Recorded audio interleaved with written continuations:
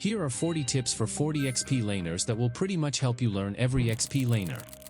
Most of the tips are secrets only mains would know, which means you don't have to play hundreds of games to learn these tips. So let's start with Yuzhong.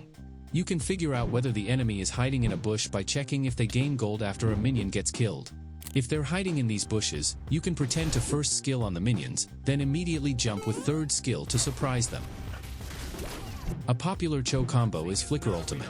But instead of only using Flicker, a better version is first Flicker to teleport an even longer distance. If possible, you can also do knock up Flicker, but don't be seen charging it so that the enemy can't predict you. You can maintain Ruby's passive by spamming her first skill, which needs to be upgraded at least 4 times to be spammable. By keeping her stacks up, you will have 90 extra hybrid defense if you're max level. Each time you hook an enemy as Minsither, aim your ultimate the opposite way, because it will hook them even further. Hilda has a passive which allows her to heal in bushes. However, instead of staying in the bush, you should go in and out of it because it heals you faster. Badang's best combo is second ultimate first, but a common mistake is waiting until his ultimate is over. If they have Flicker or Dash, use your first skill right before the stun from his ultimate is gone, to continue stunning them. Guinevere can dive the enemy under a turret by landing behind the enemy, dashing out of the turret, and immediately using ultimate. The ultimate range should still be able to hit the enemy if done correctly. When casting your first skill as Alice, you can wait till the last second before teleporting, which is when the orb is almost invisible. This will catch the enemy off guard since most people wouldn't expect you to teleport at the last second. Alpha can use ultimate Flicker to chase down an enemy, or to pull enemies towards your allies. However, flickering too fast won't work, and if you want to pull them, you need to be close enough. Since Sylvanas' stun range of first skill is slightly longer than the dash, you don't have to get close enough compared to what your dash is showing to stun the enemy. Her slash is what stuns them.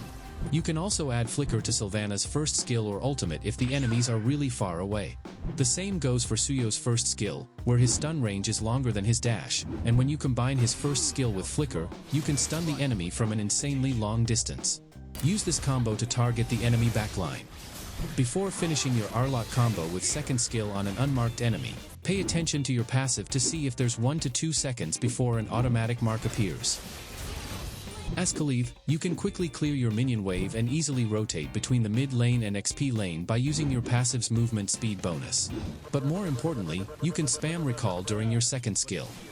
If you catch an enemy with Edith's first skill, you can always add a basic attack before using her second skill.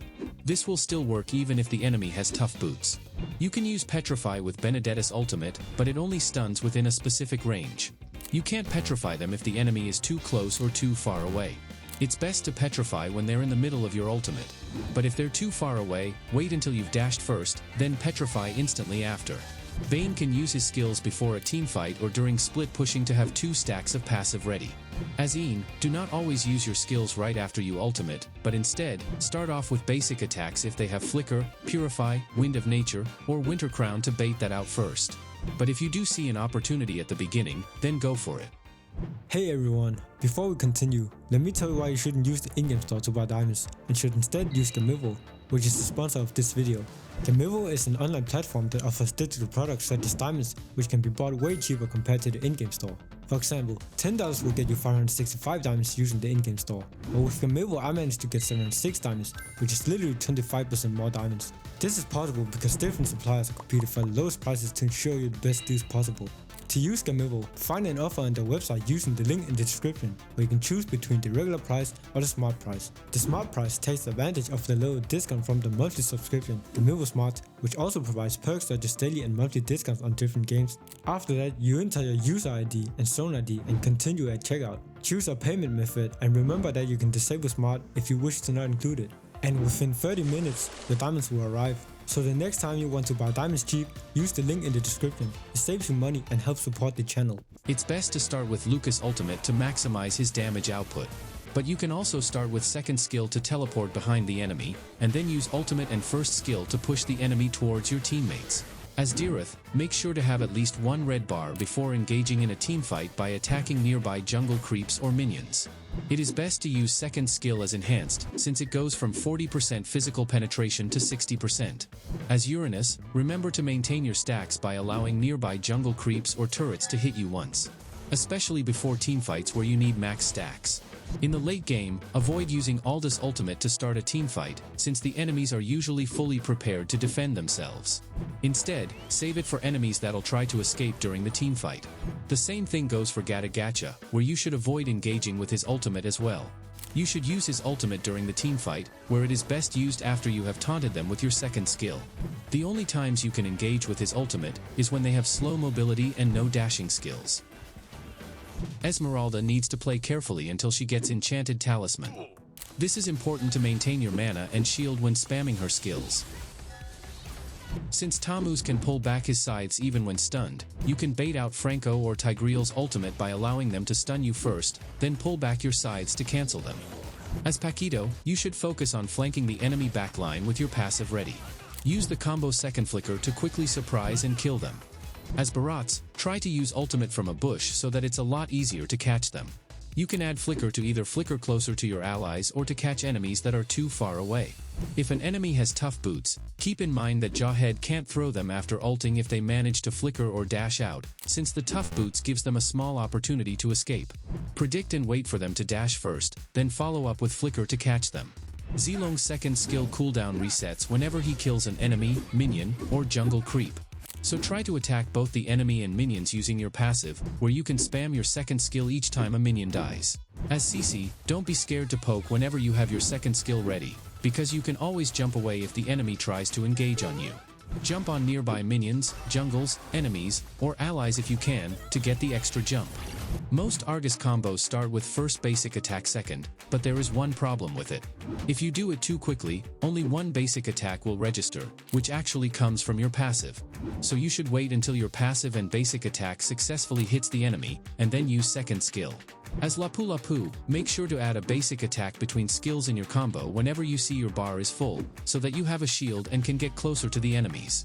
Terizla can initiate using his ultimate flicker combo, but there are things you need to keep in mind. Make sure that your teammates are ready to follow up, but also keep in mind the enemy's dash or flicker, since it can make you out of position. As Phoveus, be careful basic attacking an enemy with your passive who already has a mark, because otherwise you'll be wasting an ultimate. For Hylos, you want to buy Elegant Gem before buying your defense items, because it has the same unique passive as Clock of Destiny, providing you with more regen when low HP. If you haven't used Martis' last part of second skill, you don't have to cast it so that the cooldown of your next second skill is only 2 seconds, instead of 8 seconds if you cast it. Masha is incredibly weak in the early game, so it's better to play safe and avoid using her second skill to poke the enemy, as it drains a lot of her HP.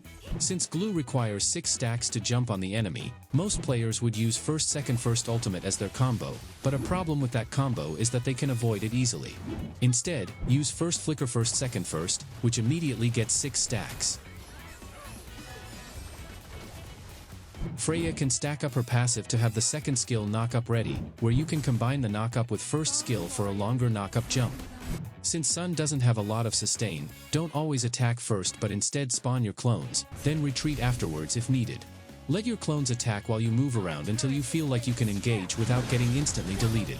When you defend with Xborg, you can combine the second skill with ultimate, where you use ultimate the opposite way to ruin the enemy's positioning. However, to make this work, you need to time the ultimate with the pull from second skill.